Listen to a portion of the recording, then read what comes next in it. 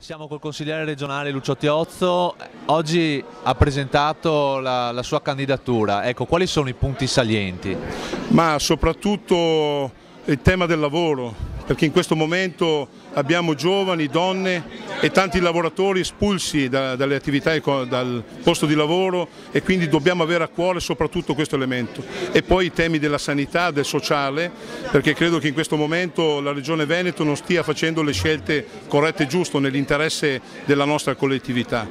Ed infine il tema dell'ambiente. Io dico no al nucleare, io dico no a impianti energetici inquinanti, io dico sì a un piano energetico che valorizzi invece le fonti alternative. Credo che accanto poi ai temi delle infrastrutture ferroviarie, soprattutto trasporto pubblico, altro elemento importante, sia il corpo, ecco, della mia proposta e della mia azione, e per Chioggia, ma soprattutto per tutto il territorio della provincia di Venezia.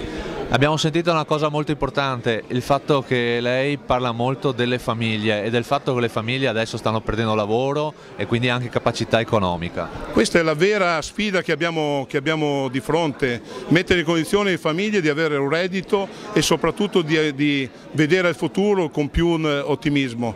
I dati fino adesso hanno spiegato che tutto andava bene, i dati invece sono quelli che stiamo registrando: disoccupazione, difficoltà economica delle famiglie. Credo che questa sia una sfida di verità da una parte, ma anche di risposta positiva su questo tema.